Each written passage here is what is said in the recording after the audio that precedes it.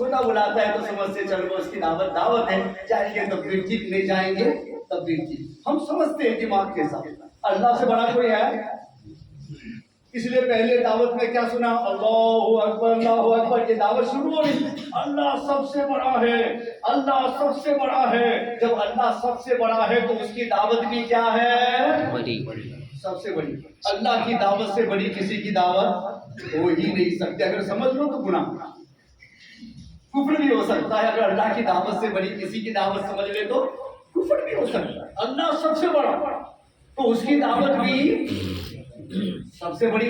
اس لیے اذان کا جو جواب ہوتا ہے نا، اس میں کیا کہا جاتا ہے؟ اللہم رب هذه الدعوت التامہ. اس مکمل دعوت کے رب، اس مکمل دعوت کے رب. مکمل دعوت یعنی ایسی مکمل کہ اس سے زیادہ مکمل کوئی دعوت نہیں ہو سکتی، اس لیے کہ یہ رب کی دعوت ہے اور اس سے بڑی کوئی دعوت ہو ہی نہیں سکتی. اگر تم کو تمہارا پرائم منسٹر بلائے نا تو بلانا تو بہت مشکل ہے. ہم اور آپ لوگوں کو پرائم منسٹر کی رسائی ہو ہی نہیں سکتی ہے. لیکن اگر پرائم منسٹر کہیں سے جاتا ہے نا تو لوگ اس کو دیکھنے کے لیے لاکھوں کا مجمع ہوتا ہے. حالانکہ دعوت نہیں ہے. تو بھائی اپنے کو کیا دعوت ملے گی پرائم منسٹر کی؟ بس وہ جا رہا ہے. لیکن ہمارے ملک کا پرائم منسٹر ہے نا، تو ذرا ایک نظر ہم دیکھ لیں تو صرف اس کے لیے لوگ بھیڑ لگاتے ہیں، ٹائم خرچ کرتے ہیں اور صرف راستوں پر کھڑے رہتے ہیں اور صرف ایک نگاہ اس کو دیکھنا چاہتے ہیں. ہمارا پرائم منسٹر ہے وداؤٹ دعوت کے، مجھے وہ تو نہیں دیکھ رہا ہے مگر میں اسے دیکھنے جا رہا ہوں. اے مسلمانوں، تم اپنی قسمت پر نازا ہو جاؤ کہ تمہارے رب کو تم سے کتنی محبت ہے کہ اتنا بڑا رب ہونے کے باوجود بھی ہر مومن کو خطاب کرتے ہوئے کہہ رہا ہے، اے مومن آ جا، دعوت میری ہے. اے رب کس کو کہا؟ ہر ایک کو. تیرا رب بلا رہا ہے، آ جا نماز. تو ہماری قسمت پر ہم کو ناز ہونا چاہیے. ایک پرائم منسٹر ہم کو بلانا نہیں چاہتا ہے، ہمیں دیکھنا تک نہیں چاہتا ہے، اور یہ پورے عالم کا رب ہو کر کے ہم سے کہہ رہا، اے مومن تو کوئی بھی ہو، چھوٹا ہو بڑا ہو، دنیا میں ہو سکتا ہے، رہ گیا میری بارگاہ میں تو جو بھی ایمان والا ہے سب میرے ہیں. آ جاؤ میری دعوت میں، ہم نے تم سب کو شریک کر دیا. اس دعوت کو ہم سمجھ جاتے ہیں نا تو نیند رکاوٹ نہیں بنتی. اس دعوت کو ہم سمجھ جاتے نا تو میری شوق رکاوٹ نہیں بنتی. اس دعوت کو ہم سمجھ جاتے نا تو میرا ورک رکاوٹ نہیں بنتا. ہر چیز کو میں چھوڑنے کو تیار ہو جاتا، اس لیے کہ میرا رب سب سے بڑا ہے اور اس کی دعوت سب سے بڑی ہے. تو جب میں نے مان لیا کہ میرا رب سب سے بڑا ہے اور میرے رب کی دعوت سب سے بڑی ہے، تو اب اس راہ میں رکاوٹ میرے لیے کوئی بن جائے تو کیا میرے رب سے کوئی میرے لیے رکاوٹ بن سکتا ہے؟ اگر بن گیا تو میرا دعویٰ صحیح نہیں ہوگا کہ میں نے کہا تھا رب سب سے بڑا ہے تو یہ چھوٹا رشتے میں رکاوٹ کیسے بن گیا؟ میں نے کہا تھا میرے رب کی دعوت سب سے بڑی ہے تو پھر کوئی اور کام میرے رب کی دعوت میں رکاوٹ کیسے بن گیا؟ صرف ایمان کا دعویٰ مت کرو، ٹٹولو اپنے ایمان کو کہ میرے پاس درست ایمان موجود ہے یا نہیں. اور جب درست ایمان موجود ہوتا ہے تو رب کی اطاعت کی راہ میں کوئی بھی چیز رکاوٹ بن سکتی. الحمدللہ ہم فخر کے ساتھ میں کہہ سکتے ہیں اور فرائض کی ادائیگی میں کہنا بھی چاہیے. ہمارے علماء نے اجازت عطا فرمائی کہ فرائض اور واجبات کو اوپنلی کرو تاکہ لوگوں کو سبق مل سکے کہ یہ اللہ کی ضروری عبادتیں ہیں اور اس میں کسی بھی طرح کی کوتاہی نہیں کرنی چاہیے. الحمدللہ ہم پلین میں آتے ہیں اور کہیں بھی جاتے ہیں تو ہم لوگ اپنا نماز کا ٹائم ٹیبل ساتھ میں رکھتے ہیں کہ کس ملک پہ جائیں گے، نماز کا ٹائم کیا ہوگا، نماز اپنی قضا نہ ہو جائے. الحمدللہ پلین کے اندر بھی شرائط کی پابندی کے ساتھ میں نماز پڑھتے ہیں. حالانکہ کبھی کبھی کھڑے بھی نہیں ہونے دیتے، پھر ہم لوگ ریکویسٹ کر لیتے ہیں کہ پلیز 2 ہی رکعت پڑھ کے 2 منٹ ہوگا، ہم کھڑے ہو کے پڑھیں کہ آپ کو کوئی پرابلم نہیں ہے. تو پرمیشن ملتا ہے، اینڈ میں جا کر کے بھی نماز پڑھتے ہیں. لیکن الحمدللہ ہم لوگوں کی یا ہماری فیملی میں سے کسی کی بھی نماز کسی بھی جگہ پر قضا ہی نہیں ہوتی. پلین میں ہو، ٹرین میں ہو، ابھی ٹرین میں جا کر کے آئے، ہم راستے میں نماز پڑھ رہے تھے، اللہ ادھر جا رہا تھا بالکل سیدھے راستے. ابھی ہم نے رکاوٹ پیدا کر کے کہہ دیا وہ پلیز 2 منٹ ہم کھڑے رہتے نماز پڑھ لو. سبھی ویلکم کرتے تھے، کوئی بھی پرابلم نہیں. کہیں بھی نہیں ہوتا ہے. ہم لوگ اپنا ٹائم سیٹنگ لے کے چلتے. کیوں آپ کہیں گے وہ مولانا اپنی تعریف کر رہے ہیں؟ تعریف کی بات نہیں کر رہا ہوں، فرائض کی پابندی کتنی اہم ہے. ہمارے علماء نے اس پر فتوا دیا ہے، چاہے تمام فقہ کی کتابوں کو آپ دیکھ لیں، سب میں نماز کی اہمیت پر لکھا ہوا ایک عورت کو بچہ پیدا ہو رہا ہے، میں ایگزامپل دے رہا ہوں، ایگزامپل اچھا نہیں مگر وہ فقہ کا ہمارے علماء نے اس میں تخریج فرمائی ہے، اس لیے مجھے ایگزامپل دینے میں فخر ہوگا کہ میں تمہیں اس کے وجہ سے اہمیت بتا سکوں۔ فرماتے ہیں کہ بچہ پیدا ہو رہا تو اس وقت خون آنا شروع ہوتا ہے، مگر وہ نفاس میں نہیں جاتا ہے، یعنی وہ خون ناپاک میں شمار نہیں ہوتا ہے۔ کب ناپاک میں شمار ہوتا ہے؟ کہ جس میں عورت کو نماز نہیں پڑھنی، نماز معاف بھی ہو جاتی ہے جب بچہ آدھے تک آ جائے، یعنی چھاتی تک، سر سے لے کے چھاتی اس کی آ جائے وہاں تک میں، اس سے پہلے اگر جو خون آ رہا ہے اس کو بیماری کے خون میں شمار کیا جاتا ہے، نفاس میں شمار نہیں کیا جاتا ہے، اس میں نماز اس کے لیے فرض ہے۔ تو علماء نے فرمایا کہ اگر اس وقت میں بھی اگر وہ اس پوزیشن میں مگر حالت ہوش میں ہے تو کھڑی تو نہیں ہو سکتی ہے کیونکہ بچہ آ رہا ہے، مگر فرما اگر وہ تیمم کر کے اپنی جگہ پر اسی حالت میں کہ خون نکل رہا ہے، چونکہ وہ معذور ہے، وہ جانتی ہے کہ ابھی ہمارے اس سے بچنے کا کوئی سوال نہیں ہے، فرما کہ اگر اس وقت وہ تیمم کر کے اس نماز کو ادا نہیں کر لے گی تو کل بروز قیامت اس کو اس نماز کا بھی جواب دینا پڑے گا، اس لیے کہ حالت ہوش میں جبکہ اسلام نے پرمیشن دیا تھا اس نے نماز کیسے قضا کی۔ تمام ہمارے فقہائے احناف ہیں، انہوں نے یہ فیصلہ کیا۔ اب اندازہ لگاؤ، ہم تو آسانی سے نماز چھوڑ دیتے ہیں اور ہماری فقہ کہہ رہی ہے کہ بچہ پیدا ہو رہا ہے، کتنی تکلیف کا موقع ہوتا، مگر پھر بھی ہوش ٹھکانے ہے تو تیمم کر کے بھی اس کو اس حالت میں نماز پڑھ لینی پڑے گی تاکہ نماز قضا نہ ہو۔ دوسرا مسئلہ، ہمارے فقہاء نے فرمایا اگر کوئی آدمی بوٹ میں سوار تھا، بوٹ ٹوٹ گئی اور ایک پتھرا اس میں سے ایک لکڑی اس کے ہاتھ میں لگ گئی جس کے اوپر وہ سوار ہو گیا، اب نماز کا وقت جا رہا ہے، اس کو پتا ہے پانی میں تو ہے، وضو تو ہو ہی رہا ہے چونکہ پانی اوپر سے جا ہی رہا ہے، سمجھ رہے ہیں؟ تو فرمایا کہ ایک ہاتھ سے اگر لکڑی پکڑ کے ایک ہاتھ سے اشارہ کر کے نماز پڑھ رہا ہو اور جان بھی بچا سکتا ہو، پھر بھی فرمایا علماء نے کہ اس کو اس حالت میں بھی اشارے سے ایک ہاتھ سے لکڑی پکڑ کے ایک ہاتھ سے اشارے سے اپنی نماز ادا کرنی پڑے گی، اگر نہیں کیا تو کل بروز قیامت اس کو اس نماز کا بھی جواب دینا پڑے گا کہ جس میں وہ اشارے کے ساتھ اپنی جان بچاتے ہوئے بھی نماز ادا کر سکتا۔ یہ ہمارے فقہ کا فیصلہ۔ اور ہمارے غوث اعظم نے کیا فیصلہ فرمایا ہے، ان کی بنیاد تو طالب کتابیں ہمارے مکتبے میں بھی ہوگی نا، اس میں ہے فتویٰ ان کا، غوث اعظم کا فتویٰ ہے، انہوں نے فرمایا کہ ایک نماز جان بوجھ کے چھوڑنے والا اسلام سے نکل جائے گا، آؤٹ آف اسلام۔ ان کے نزدیک وہ حنبلی مسلک ہے نا، چار مسلک اپنے چاروں پر حق ہے، لیکن حنبلیوں کا فتویٰ یہی ہے کہ نماز ان کے نزدیک اتنی زیادہ اہمیت رکھتی ہے کہ انہوں نے اس حدیث پر عمل کیا کہ من ترک الصلاۃ متعمدا فقد کفر، جس نے جان بوجھ کر کے ایک نماز چھوڑ دی وہ کافر ہو گیا، حضور نے فیصلہ فرمایا۔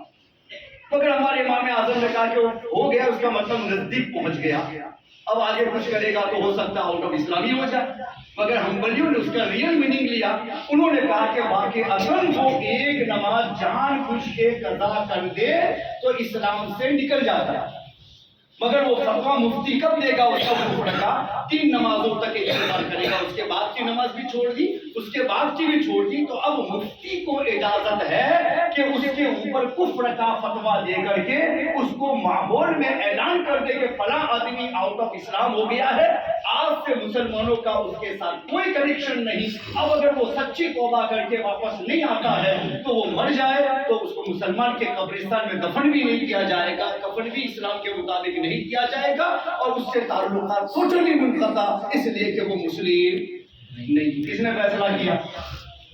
آپ بولے نا زور سے، کیوں بلا رہا؟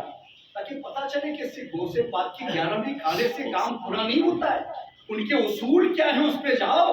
غوث کا دامن نہیں چھوڑیں گے الفاظ کا نام نہیں ہے، دامن نہ چھوڑنے کا مطلب ہوتا ہے میری ان کے ساتھ اتنی گہری وابستگی ہے کہ میں ان کے فرامین کے خلاف کبھی نہیں جا سکتا، اس کا معنی ہوتا ہے دامن پکڑنا، اور ہم سمجھتے ہیں کہ دامن پکڑنے کا مطلب یہ پکڑو، یہ غلط ہے، ٹوٹلی غلط ہے۔ ہم لوگ اپنے بزرگوں کا نام لے کر کے سراسر ان کو بدنام کرنے کی کوشش کرتے ہیں، ہم نے ان کے اصولوں کو نہیں تھا۔ تو غوث اعظم نے یہ فیصلہ فرمایا، ہمارے غریب نواز کا، غریب نواز خواجہ غریب نواز عطا رسول हिंदुल वली, सुल्तानुल औलिया सब बोलते हैं ना। गरीब नवाज से हमारा बड़ा गहरा रिश्ता है, इसलिए कि हम लोगों को, हम तो अपने आप को मुसलमान जब ये हैं, लेकिन जब नजर करते हैं ना अपने इस्लाम पर, तब भी गरीब नवाज का शुक्र अदा करते हैं। मेरे मौला गरीब नवाज का शुक्रिया कि वो हिंदुस्तान में आए और हमारे आबा व अजदाद को कलमा पढ़ाया, अल्हम्दुलिल्लाह। उनके तवस्सुल से आज हम मुसलमान हैं, वरना पता नहीं हम लोग भी क्या क्या क्या कर रहे हो। तो हमको हमेशा शुक्र अदा करते हैं। और हमने तो हमारे जामिया का नाम भी उन्हीं की तरफ मंसूब किया, जामिया मोइनिया माइनुद्दीन अजमेरी की तरफ मंसूब किया। अभी हम हमारा नया इदारा बनने जा रहा है नबीपुर के पास में, अल्हम्दुलिल्लाह। उनको बहुत बड़ा होगा लड़कों के लिए, तो उसका भी नाम हमने चिश्तिया दारुल यतीमा रखा। अपने हमारे इदारों का नाम यही गरीब नवाज की तरफ मंसूब किया है, इसलिए कि मैं तो जब भी अपना ईमान की तरफ नजर करता हूँ तब मुझे गरीब नवाज याद है। ये वाबस्ता है अल्फाज नहीं, अल्फाज कुछ नहीं है। हमें एक सिखा दिया गया है कि हम समझते हैं कि अल्फाज बोल के अपने आप को सच्चा साबित कर दो, मगर अल्फाज बगैर दलाइल के सच कभी नहीं बनते। अगर अल्फाज बगैर दलाइल के सच बन जाते तो कुरान मजीद फुरकान हमीद मुनाफिकीन के काफिर होने का फतवा उनकी शहादत के बाद में न देता, मगर कुरान कहता है इदा जाअकल मुनाफिकून क़ालू नशहदु इन्नका लरसूलुल्लाह वल्लाहु यअलमु इन्नका लरसूलु वल्लाहु यशहदु इन्नल मुनाफिकीन लकाज़िबून। अल्लाह का ऐलान फरमाता है इदा जाकर मुनाफिक, महबूब जब मुनाफिकीन आपके पास में आएंगे ना, तो क़ालू नशहदु इन्नका लरसूलुल्लाह, तो वो कहेंगे कि हम गवाही देते हैं कि आप अल्लाह के रसूल हैं। मुनाफिक गवाही देगा कि आप अल्लाह के रसूल हैं, और अल्लाह भी जानता है कि आप अल्लाह के रसूल हैं। वल्लाहु यशहदु इन्नल मुनाफिकीन लकाज़िबून, और अल्लाह गवाही देता है कि बेशक मुनाफिकीन झूठे हैं। तो ये गवाही देने वाला कि बेशक हम गवाही देते हैं कि आप अल्लाह के रसूल हैं, ये गवाही झूठी है या सच्ची? झूठी नहीं ना। आप अल्लाह के रसूल है, गवाही सच्ची या झूठी? सच्ची है, मगर फिर भी अल्लाह ने क्या कहा? अल्लाह गवाही देता है कि मुनाफिक झूठे हैं, बोले सच, मगर फिर भी अल्लाह कहता है कि झूठे हैं, इसलिए कि दलील उनके पास में उस शहादत की नहीं है।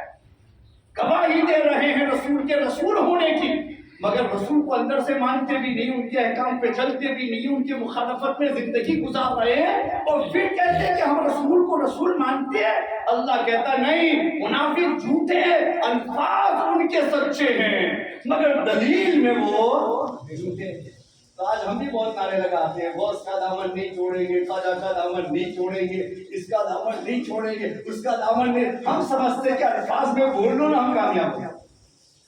अल्लाह ने फरमाने से कामयाब नहीं होता है। कामयाबी की पहली जमानत नमाज है। नमाज की तरफ आओ और कामयाबी की तरफ आओ। अगर नमाज न पढ़ने वाला, ये नमाजों को कज़ा करने वाला, अगर दुनिया में हवाओं के अंदर उड़ता हुआ और फजाओं के ऊपर तैरता हुआ, पानी के ऊपर चलता हुआ भी पाया जाए, तो हज़रत बायज़ीद बुस्तामी फरमाते हैं कि करामत वो नहीं है जिसको तुम आदत के खर की आदत के तौर पे करामत समझते हो। किसी भी करामत को करामत कहने के लिए इस्लाम का पहला कंडीशन है कि हुजूर के लाए हुए तरीके पर चलता है या नहीं चलता है। अगर नहीं चलता है तो उसका सब कुछ करना ये जादू हो सकता है, इस्लाम में करामत नहीं हो सकता। इसलिए कि करामत का माना इज्जत के होता है, और अल्लाह फासिकों की इज्जत नहीं करता, अल्लाह सिर्फ मुत्तकियों की इज्जत करता। अल्लाह के वली सिर्फ मुत्तकी होते हैं। इन्ना अक्रमकुम इंदल्लाहि अत्काकुम, बेशक तुम में ज्यादा मुत्तकी और ज्यादा परहेजगार तुम में वो है तो ज्यादा मुत्तकी है, ज्यादा परहेजगार।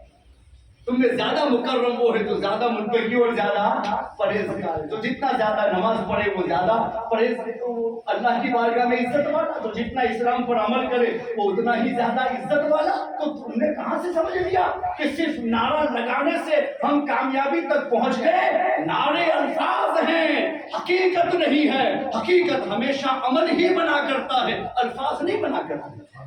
अगर अल्फाज बनते तो अल्लाह मुनाफिकों को मोमिन ही कहता, इसलिए कि वो गवाही दे रहे थे कि आप अल्लाह के रसूल हैं, मगर अल्लाह फरमाता कि तुम झूठे हो, इसलिए कि मोमिन होने की कोई दलील तुम्हारे पास में मौजूद नहीं।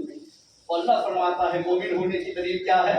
انما یعمر مساجد اللہ من آمن باللہ والیوم الآخر، بے شک تم میں جو مساجد کو آباد کرنے والے ہیں وہ ہیں جو اللہ اور یوم آخرت پر ایمان والا آباد کرتا ہے۔ اس کا مطلب جو آباد نہ کرے وہ نہیں ہے تو کم سے کم کمزور تو ہے نا۔ غوث پاک کے نزدیک آؤٹ آف اسلام تھا، ان کے نزدیک ریئل میں نہیں۔ جو نماز نہ پڑھے، مساجد کو آباد نہ کرے، وہ غوث پاک کے نزدیک آؤٹ آف اسلام، وہ مسلمان ہی نہیں ہے۔ اس لیے کہ قرآن نے کہا کہ ایمان والا آباد کرتا ہے، اس کا مطلب جو آباد نہیں کرتا ہے وہ غوث اعظم کے نزدیک کیا ہوا؟ کافر۔ کتاب کا پروف چاہیے تو ہمارے مکتبے میں رکھی ہوئی ہے، غوث پاک کی کتاب بنیاد الطالبین کا حوالہ موجود ہے۔ اعلیٰ حضرت نے بھی فتویٰ رضویہ کے اندر دوسرے والیوم کے اندر جہاں نماز کا ذکر فرما، وہ حنبلیوں کی اس مسلک کا بھی ذکر فرما، بلکہ ہمارے اعلیٰ حضرت نے کئی صحابہ کرام کا مسلک بیان فرمایا، جس میں حضرت علی بھی موجود ہیں، جس میں حضرت عبداللہ بن مسعود بھی موجود ہیں، جس میں حضرت انس بن مالک بھی موجود ہے۔ جو اجندہ صحابہ کرام میں ہوتے ہیں ان کا مسلک یہی ہے کہ جو نماز جان بوجھ کے چھوڑ دے وہ حضرت علی کے نزدیک بھی کافر ہے، وہ حضرت عبداللہ بن مسعود کے نزدیک بھی کافر ہے، وہ حضرت انس بن مالک کے نزدیک بھی کافر ہے۔ اجندہ صحابہ، کافر کا مطلب سمجھنا آؤٹ آف اسلام۔ اگر ان کا مسلک اللہ کے نزدیک صحیح ہو گیا تو جتنے بھی بے نمازی ہیں وہ ٹوٹلی آؤٹ ہو مانے جائیں گے، اسلام میں نہیں مانے جائیں۔ ہمارے غریب نواز پر آتا ہے کہ ہم لوگ 11ویں بھی کھاتے ہیں اور 6ٹھی بھی کھاتے ہیں، تو ذرا ان کے اصول بیان کر دوں نا، الفاظ پہ نہ رہ جاؤ۔ ہمارا بھی طریقہ یہی ہے کہ اے سنیو، ہم جب یہ دعویٰ کرتے ہیں پوری دنیا کے سامنے ہم ہی حق ہیں اور واقعتاً ہم ہی حق ہیں، اور ہم اپنے اہل سنت والجماعت ہونے کی حقانیت کی شہادت نہیں دیتے، اگر دنیا یہ کہنے پر تل جائے کہ اہل سنت والجماعت صحیح نہیں ہے تو الحمدللہ میدان میں آ کر کے ہم یہاں سے لے کے صحابہ تک کی کتابوں سے ہم لوگ اپنی حقانیت کا ثبوت دنیا کے سامنے پیش کرنے کو تیار ہیں۔ آپ کے دفاع کے لیے یہ بھی مت سمجھو کہ صرف مولوی بول کے چلا جائے گا، الحمدللہ ہم میدان میں ہیں۔ ایسا بھی سمجھو کہ ساری پولیس ہمارے پاس ہما وقت نہیں رہتی ہے، مگر پھر بھی جرم کرنے والے رکے رہتے ہیں، پھر جانا تو وہی ہے، پکڑے جائیں گے، سزا ملے گی۔ ملٹری یہاں نہیں ہے مگر سب کو معلوم ہے ضرورت پڑے گی تو وہ بھی آئے گی، سزا ملے گی، رک جاتے۔ ملٹری کا رہنا ضروری نہیں، ان کا ہونا ضروری ہے۔ اس طریقے سے علماء دنیا میں اہل سنت والجماعت کے دفاع کے لیے اللہ کی آرمی ہے۔ الا ان حزب اللہ هم الغالبون، جو اللہ کی آرمی ہے وہی غالب ہے۔ اللہ نے ہم لوگوں کے غالب ہونے کا دعویٰ قرآن میں فرما دیا۔ اگر میں حقانیت کا سپورٹر بن جاؤں تو مجھے ڈرنے کی، کانپنے کی، کسی سے خوف زدہ ہونے کی ضرورت نہیں ہے۔ میرا رب کہتا ہے اگر تو غالب اللہ کی جماعت بننا چاہتا ہے تو کچھ مت بن، اللہ کا بن جا۔ اگر حزب اللہ بن جائے گا تو غلبہ تیرے ہی لیے ہے، اللہ نے دعویٰ فرمایا۔ لَيَغْلِبَنَّ اللَّهُ وَرَسُولُهُ، اللہ نے فرما دیا کہ ضرور غالب آئے گا اللہ اور اس کا رسول۔ لَيَغْلِبَنَّ اللَّهُ وَرَسُولُهُ، اللہ اور اس کا رسول غالب آئے گا۔ جو ان کے ساتھ رہیں گے وہ غالب آئیں گے۔ تو پتہ ہی چلا کہ غوث اعظم کا فیصلہ میں نے آپ کے سامنے رکھا دلیل کے ساتھ۔ یہی ہمارے سارے علماء نے تشریح فرمائی حنبلیوں کے مسئلے، اور چاروں مسئلوں کو صحیح ماننا ضروری ہے۔ جو چار کا انکار کرے وہ اہل سنت سے خارج ہے، اس کو سنی نہیں کہیں گے۔ چار مسئلوں کو ماننا ضروری ہے، ان میں سے کوئی ایک غلط پر ہے، لیکن ہم تو سب کی حقانیت کو لے کے چلیں گے، اس لیے کہ حق انہی کے درمیان ہے۔ الحق کو دائر بینہم، ان کے درمیان دائر ہے۔ کسی کا بھی مسلک صحیح ہو سکتا ہے دوسرے کے مسلک پر نہ ہو، تو اللہ میں معاف کر دے لگے۔ چار سے آؤٹ ہونے والے اہل سنت نہیں مانے جاتے ہیں، وہ سنیوں سے خارج ہے۔ جو بھی اپنے آپ کو سنی کہے گا، چار اماموں میں سے ایک کی تقلید کو کرنا واجب ہے، اور چاروں کو اپنے لیے برحق ماننا یہ بھی سب کے لیے ضروری ہے، اس سے آؤٹ نہیں ہو سکتا۔ یہ پہلا مسئلہ حنبلیوں کا، غوث پاک سے میں نے بتایا۔ دوسرا مسئلہ حنفیوں کا، میرے غریب نواز کیا ہیں؟ حنفی۔ زور سے بولے، غریب نواز کیا ہیں؟ اسی لیے ہم لوگ بھی حنفی ہیں۔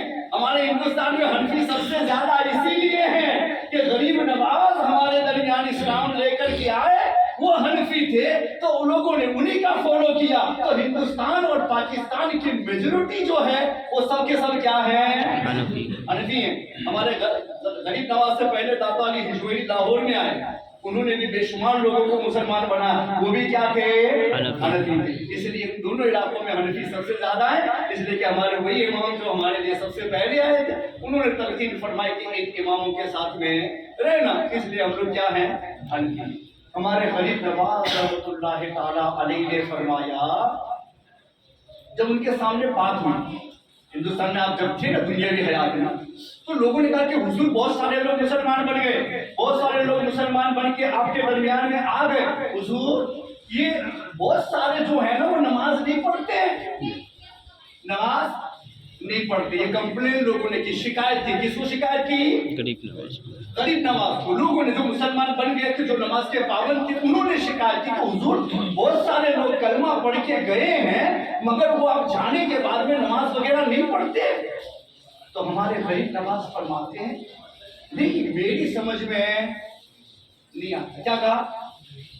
मेरी समझ में नहीं आता। तुम कह रहे हो मैं नहीं मान, मेरा दिल मानने को तैयार नहीं है कि जिसने मेरे हाथ पे कलमा पढ़ा और इस्लाम को अपना सही दीन समझा और इस दीन को सही समझने के बाद और मेरे हाथ पर हाथ रखकर कलमा पढ़ने के बाद में वो वक्त पर नमाज न पढ़े, मेरा दिमाग इस बात को मानने के लिए तैयार नहीं है। फिर भी कहा हुजूर हम देख के आए, फिर भी आपने हुस्ने ज़न की बुनियाद पर कहा कि तुम कह रहे हो, मगर मेरा दिल मानने के लिए तैयार नहीं माना।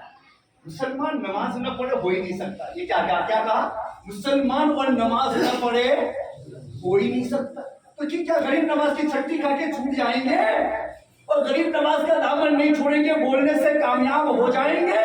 नहीं, उसूल उनके जो मजहब के हैं, जब तक तुम उसूल की पाबंदी न करोगे, अल्फाज कामयाबी की जमानत नहीं बनते हैं और आदमी के दावे बिगैर दलील के ये बिल्कुल नाकाबिले कबूल हो जाते हैं। फिर हमारे गरीब नवाज फरमाते, सुनो मेरे मुरीदों, कान खोल के सुनो, आखिरी लफ्ज, ताकि ये कान खोलने वाला लफ्ज आपके लिए भी मेरा किताब बन जाए। कान खोल के सुनो, ये सुन लियो, कान खोल के सुनो गरीब नवाज के मानने वालों, कान खोल के सुनो अताए रसूल से अपनी अकीदत रखने वालों। अगर तुम उनके इन उसूल के बयान से अगर तुम अपने आप को महरूम करोगे तो अपने बहुत बड़े मोहसिन के साथ तुम्हारी गद्दारी होगी कि जिन्होंने अपना वतन वगैरह सब कुछ छोड़ के हमें सिर्फ मुसलमान बनाने के लिए अपने इलाके छोड़ के हमारे मुल्क में आके बस गए थे और अपनी कब्र को हमारे लिए निशान बना दिया कि संजर का रहने वाला संजर में नहीं मरा, संजर का रहने वाला हिंदुस्तान में आकर के अपनी मौत से बदलगीर हुआ। क्यों हुआ? तुम्हें बताने के लिए, मैं तुम्हें अल्लाह और रसूल का रास्ता बताने के लिए आया हूँ। मेरे रास्ते पर साबित हो जाना, तो जैसे मैं कामयाब हो गया हूँ, ये मेरे तमाम मानने वालों तुम भी कामयाब हो जाओ। आखिरी लफ्ज, कान खोल के सुनना। गरीब नवाज से मोहब्बत करने वालों, कान खोल के सुनना। अपने मोहसिन से मोहब्बत करने वालों, कान खोल के सुनना। अपने आप को सच्चा मोमिन कहने वालों, कान खोल के सुनना कि जो अताए रसूल बन के आया था उसके अल्फाज हमारे लिए क्या थे। आप फरमाते हैं मेरे मुरीदों, कान खोल के सुन लो, जो अल्लाह और रसूल की इताअत नहीं करते और उनके खिलाफ जा रहे हैं, अपने आप को मोमिन और मुस्लिम कहते हुए सुनो, वो जो कुछ खा रहे हैं वो हलाल नहीं, उनके हक में हराम। क्या फरमाया? जो कुछ खा रहे हैं उनके हक में हलाल नहीं, हराम है। क्यों हराम है? फरमाया कि हम किसी की यहाँ जॉब कर रहे हैं और मैं टाइम ना दूं, जॉब में आगे पीछे हो जाऊं, चीटिंग करूं, सेठ सामने है तो काम करूं, नहीं है तो आराम करूं, तो ऐसी रोजी इस्लाम में क्या है? आप बोले ये फतवे आम है, सब जानते हैं कि भाई जो काम का कंडीशन है कहीं भी हो, किसी के साथ हो, अगर मैं उसको पूरा नहीं करता हूं तो खयानत है, और खयानत के साथ रिस्क लेना क्या है इस्लाम में? जोर से बोले, इस्लाम में हराम है। तो अल्लाह ने मुझे दुनिया में भेजा ना, तो मेरे साथ में एक जिम्मा लिया कि मैं तुझे दुनिया में पैदा कर रहा हूं, भेज रहा हूं, मेरी तरफ से तू जा रहा है, आंख दे रहा हूं, कान दे रहा हूं, दिल दे रहा हूं, हाथ दे रहा हूं, पांव दे रहा हूं, बेशुमार आशा दे रहा हूं, मेरे हुक्म हुक्म से चलते, अगर नहीं चलते ना हम हॉस्पिटल में होते, हम माजूर होते, हम मजबूर होते, लोगों के आगे भीख मांग रहे होते, मगर मेरे रब ने इन आज़ा को जिनकी कीमत दुनिया के माल से नहीं लगाई जा सकती, बगैर किसी कीमत के मेरे रब ने मुझे अता फरमा दिया। मेरे बंदे, ये सब इसलिए दे रहा हूं कि मैंने तुझको दुनिया में अपनी इताअत और इबादत के लिए पैदा किया, जिम्मा दिया।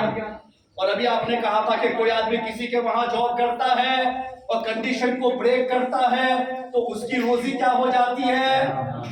तो मेरे रब ने मुझे ये दुनिया में जो कुछ दिया है एक जिम्मा लेकर के दिया है। तू मेरी तरफ से काम के लिए जा रहा है, मैं तुझे काम पर रखा हूँ। मेरे रब, मेरा काम क्या होगा? कहा इबादत करना, बंदगी करना, मेरी इताअत करना, मेरे रसूल की इताअत करना, उनकी शरीयत पर चलना, ये सब मेरा जिम्मा है जिसको मैंने कबूल किया। मेरे रब ने मुझे दुनिया में भेजा।